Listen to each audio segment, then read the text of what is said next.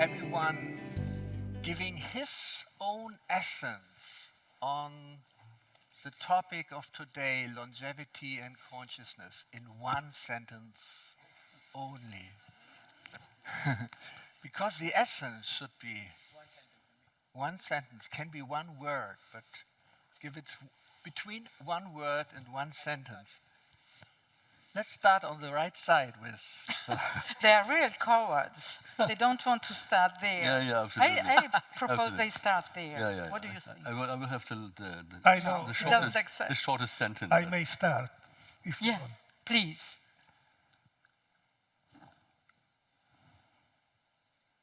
Not to be happy is a real sin. That's a good one.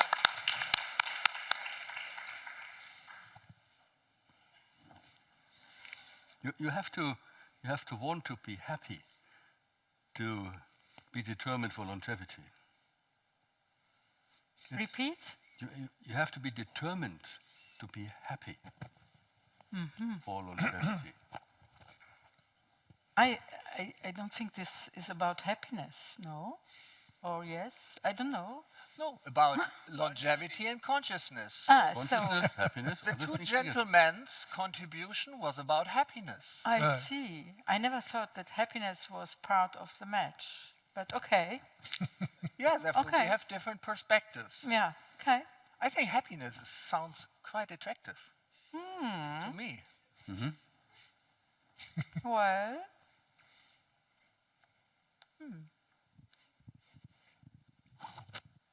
But what is happiness? Now, what is longevity and consciousness? You know, when the patient is coming, my first question for them is, what do you want? What do you want? For this session, no, it's not the sentence now. Sentence. One sentence, what do you want? I want to be healthy, I want health. And so different answers, because like longevity, like happiness, is so different perspective what it means to be healthy for each of them. Somebody is to be happy, somebody is to be functional, and somebody is to not suffer. Somebody is answer me. My health for me is to have power to work, to go to work. You know, it's so interesting. You live to work. That's the sentence. No, my sentence is about longevity. Is to believe that you are a spiritual being and your soul is eternal. And every decision in your life will be guided by this faith, this belief. And of course, you will be longevous and you will achieve longevity. For me, it's going with the flow, because as the Aquaman, true longevity, I said that in my talk, is living life more with the blue mind. So happiness is part of blue mind. Working can be blue mind. So getting to your blue mind state and trying to, because blue mind is where true happiness happens, true longevity happens, true creativity happens.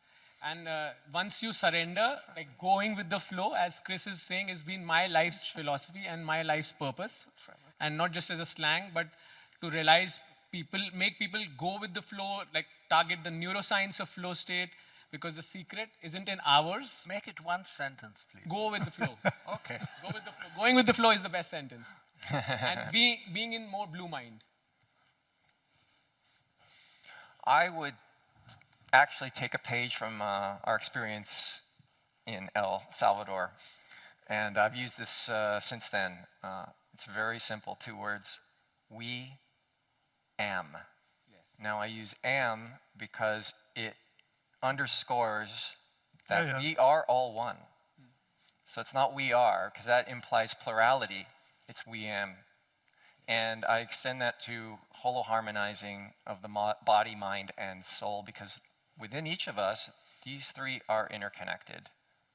And I believe that if you want to use the word happiness, I mean, it has lots of arguments again, but let's say a higher state, a higher frequency means that your body, mind, and soul are in tune with each other.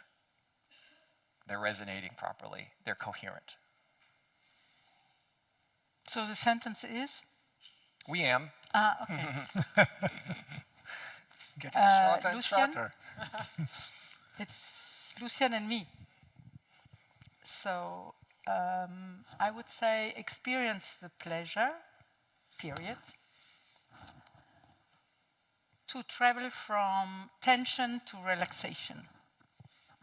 Red mind to the blue mind, basically. Finito. Sentence. Tension to circulation.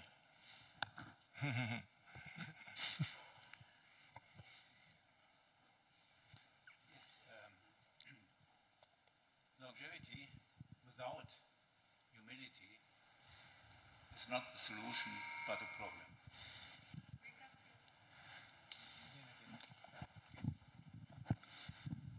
Okay, again. Longevity without humility is not the solution, but a problem. Yeah.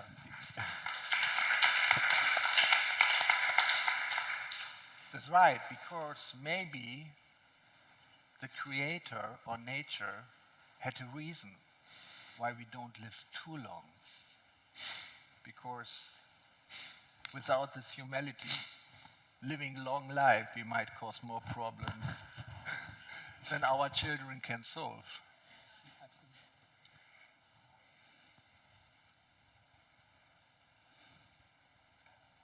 Yeah, and this is really raising the question, what is the purpose of prolonging natural life longer and longer? Like some are dreaming about 150, 180 years to be reachable within the next 10 years. Patrizia, you are probably closest to the David Sinclair type of longevity research. No, promises. absolutely not. Justement. I could speak on that. He will be closer to David Sinclair. I actually wanted to mention this. I'm glad I can mention it now. So it was, I don't know, several months ago that David Sinclair made a very provocative announcement. And he's the professor at Harvard, so he is relatively conservative, and he's leading, one of the leaders in the age reversal movement, and what Raymond Kurzweil calls longevity escape velocity, which he believes we're going to hit by 2035, 2040, meaning for every year of life, medical science will be able to keep you alive for longer than a year. So essentially you become immortal, as long as you don't die in a plane wreck or something. And he took a mouse, not from years ago, because he did this experiment prior, and it was not that earth-shattering, but several months ago, he took an old mouse, and he made that mouse young. And the mouse not just young in appearance, but in mind as well. So everything age regressed. So it's like taking an 80-year-old and making the 80-year-old 20 years old again. And David said, Professor Sinclair said, in less than 10 years, you will take a pill and get younger across the board. Because in a sense, we are kind of like a car. A car never dies. You can just keep replacing the parts. And I think we're going to get there within the next 10 years, especially with AI and all the major breakthroughs coming. So that's astounding. And what I thought then is, okay, if 80-year-olds become 20-year-olds, we're going to have a population of minds that are hyper-creative, hyper-intuitive, imaginative. There's a saying that all the biggest breakthroughs are made in science before the age of 30, 35. So we're going to have a collection of humanity that are like super minds, young in every way.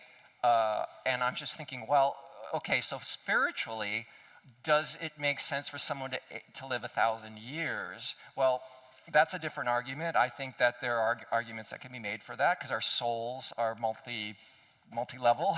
But putting that aside, I think this is going to be a massive game changer, just like AI has been for humanity once we make that breakthrough. And as Kurzweil, by the way, I think probably most of you know who he is.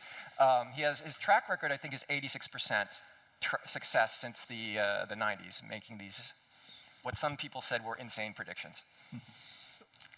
We had once, there was a public kind of lecture with one of my friends. He was that time 75 or something like that, and the audience was full of young people. And he asked, who wants to live long? And everybody, yes, yes, yes. And then he asked, who wants to be old? Nobody, you see. So I want to say something here. Like when you asked that, what is as Chris also highlighted, there will be a magic pill where we can live long. So what is the true purpose of this, all this longevity? First of all, being nature's agent, I believe true longevity isn't about us living longer.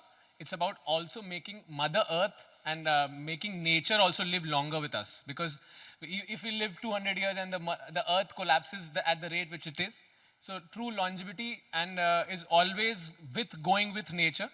And also to find and discover your gifts if you can. And then keep on bringing value to people. And like with AI, we can do so many more things. Like as I do so many more things apart from being just being a surgeon. So the real secret I always say is being in flow, and the more time we have, the more good we can do. So that is the real purpose. But for that, you need to discover your why, and you need to know your gifts. And everyone, there is no exception. There is a gift inside, and there may be like in people like Chris and many more of us, there are multiple gifts.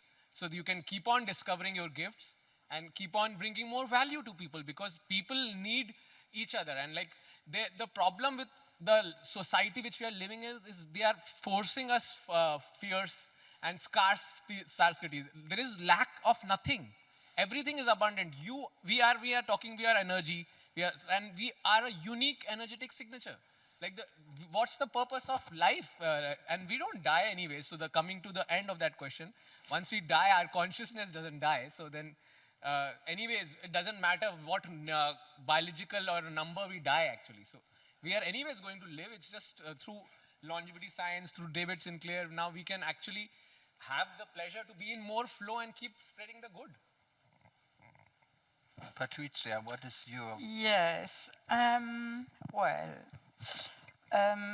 yes, flowing blue, is that right? Yes, flowing blue. Blue mind. Blue mind, flowing fluid, yes, yes.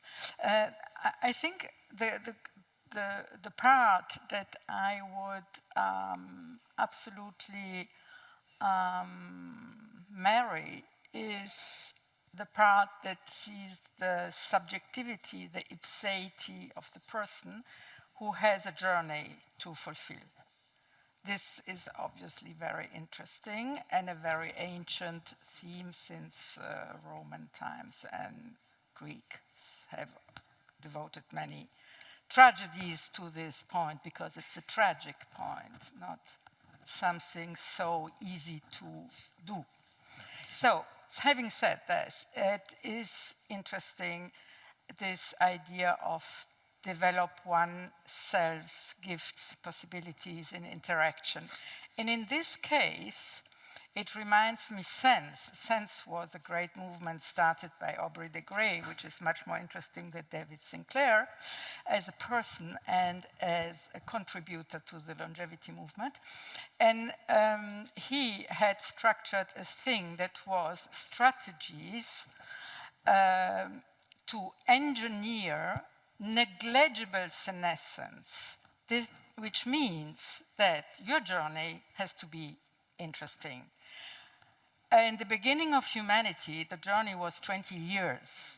So probably in the next century, the basis line will be 200 years. So what?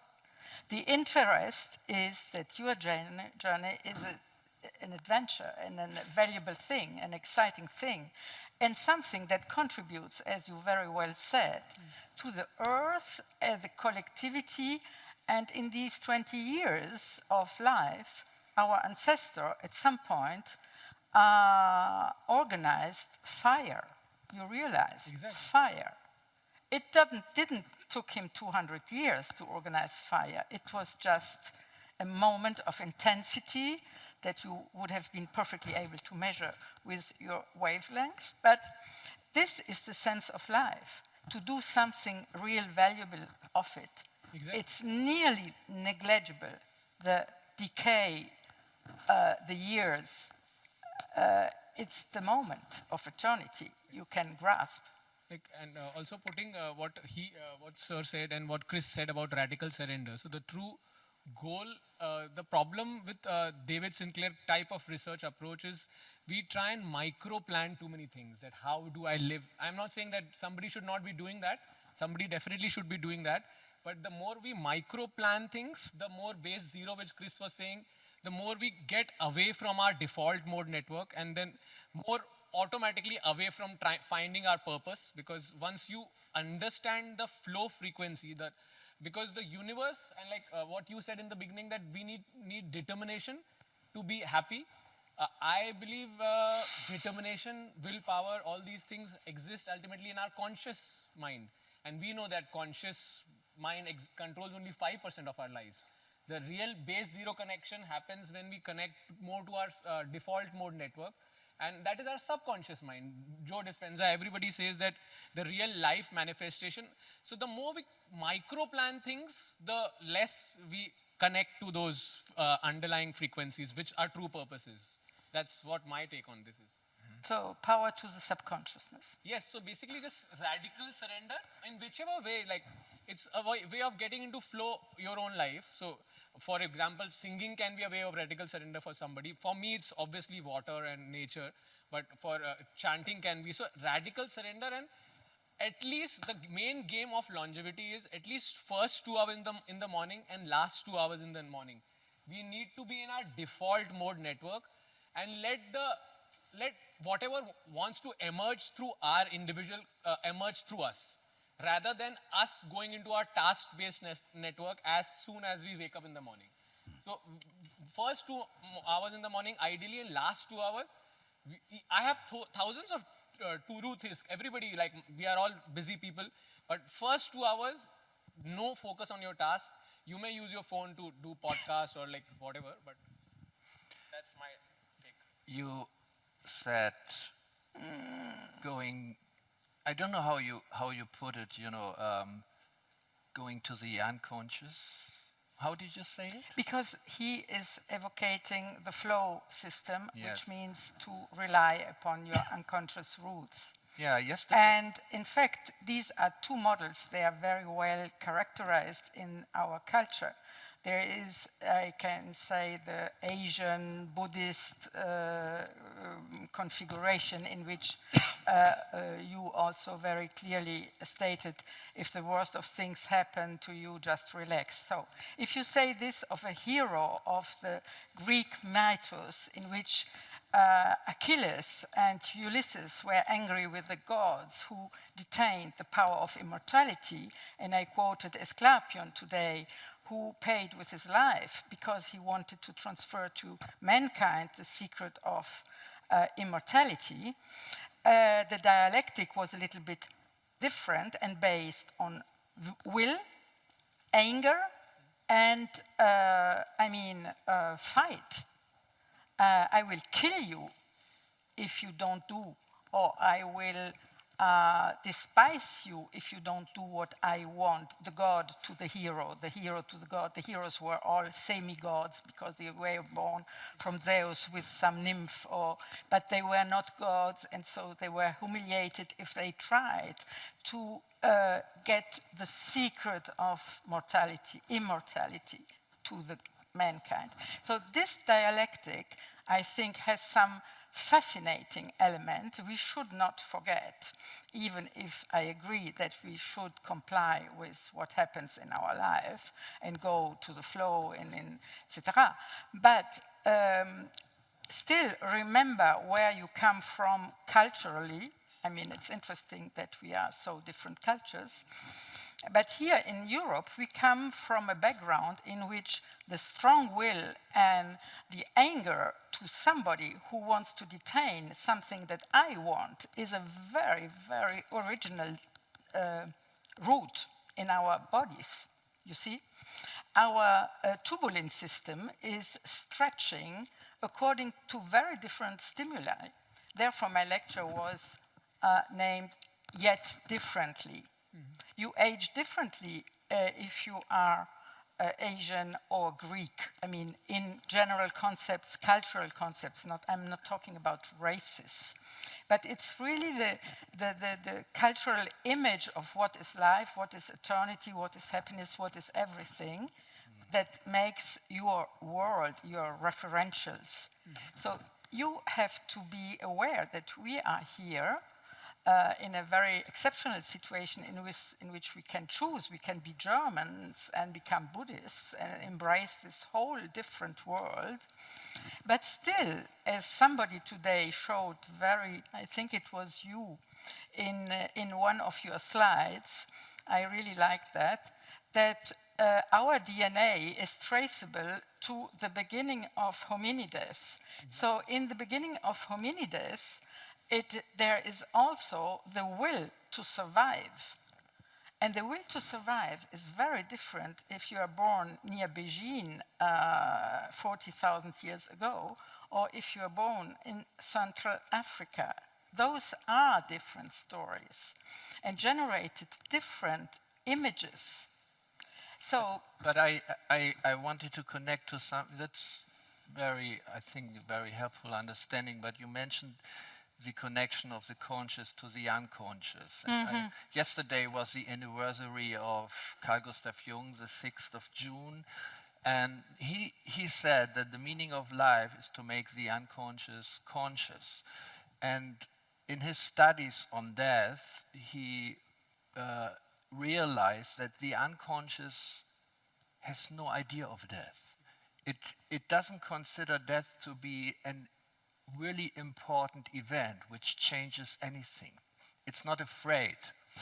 And many times before someone dies, a year before, the unconscious already knows and starts to communicate it to the consciousness, which normally doesn't really, doesn't like to accept it. Doesn't like to accept it. So there is this something deeply within us which knows it cannot die, and which considers, death as in alchemy also the symbol of the reunification of the conscious, which just got lost, the consciousness which got lost in the world, doing all this business. This is fantastic what you say, because there are again two different cultures. There is the culture of the reincarnation, so you may know about it. And there is the Book of the Dead of Avicenne.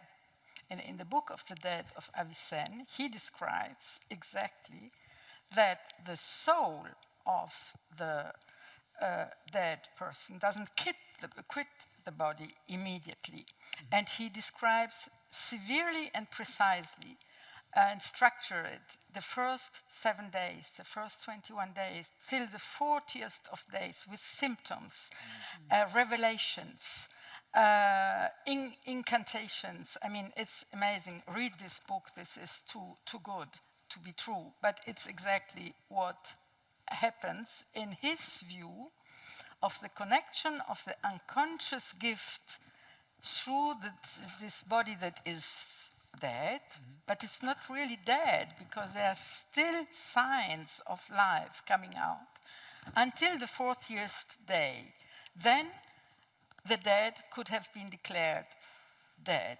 And this means something. This is just an Arab tradition, but Arabs have been great doctors, erudites, and had a way to say the unsayable to their companion citizens, because this is a way to represent a reality. It's not true science.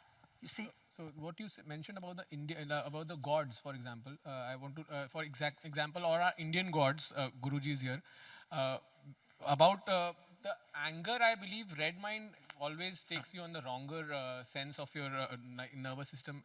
So I believe we all live in 3 planes of our life. Obviously, the physical world and the physical realm, the astral world and the astral realm, and the causal body. We have a causal body and the causal realm. So we all know about, as you were mentioning, about reincarnation, and all the Hindu gods, we see stories of Shivji cutting off Ganesha's head, and then that was how Ganesha. So it has a lot of emotional red mind knowledge towards that. So I'm not saying that that's wrong, obviously, in any way, but so once we die from our physical body, we go to our astral body and the astral realm, and then we go to our causal body. And I believe that in one day, every one of us, we have an opportunity to connect through all the three layers. Right now, we are in the physical body and the physical realm, and we are talking about longevity and consciousness.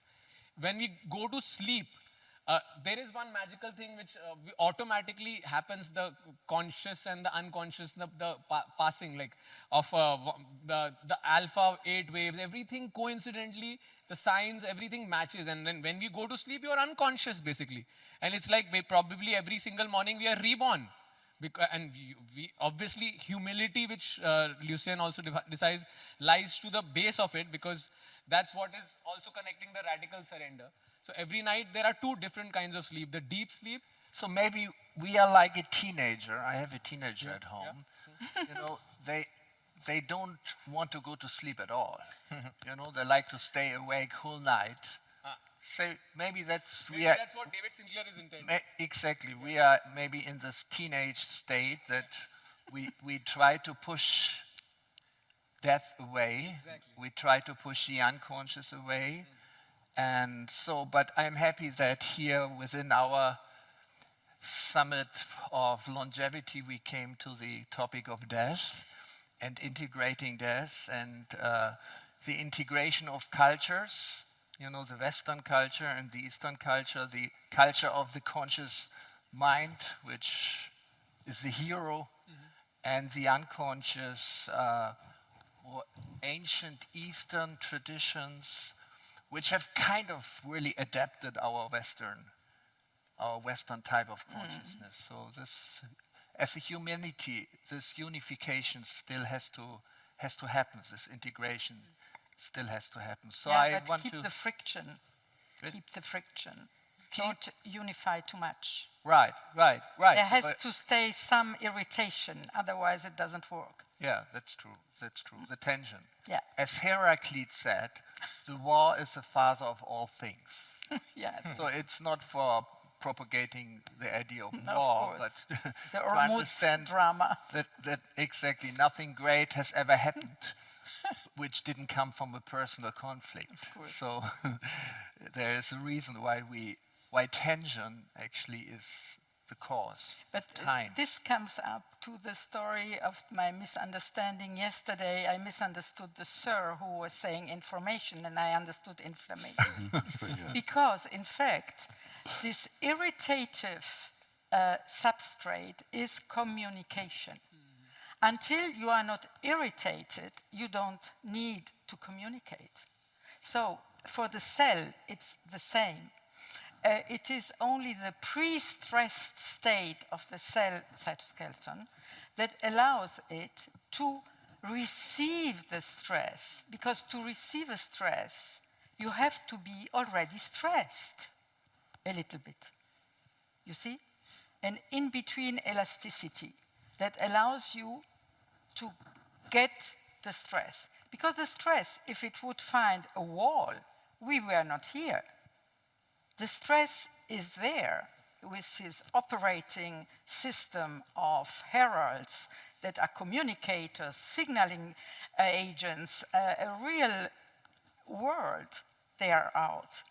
Only because there is this thing in the human matter, I mean in the living matter, that is the capacity to receive. And this is so the essence of the story. Thank you. So I think this is a good point to stop. We have to know, yeah, we could definitely. We have enough circulation to continue internally, Yes. and we will continue. We are, most of us actually, Volker, Patrizia, Chris, Arpit, and Lucian, unfortunately not Jan. We are tomorrow morning migrating to Neuruppin and Kranzlin and continue our circulation and our our churning in the castle for the longevity symposium.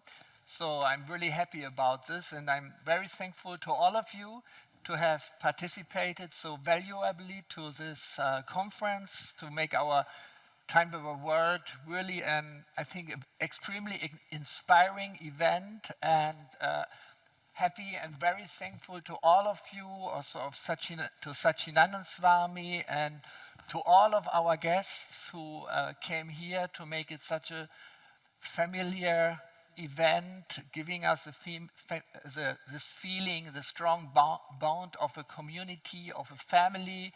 And yeah, already looking forward so much to see all of you again, 2027 for our 20th anniversary, and bring your friends. Everyone please come and bring at least one friend. Then we are already double as many people. And believe me, the next year will be amazing, and there will be so much new thing evolving within the next year. We are in an incubator.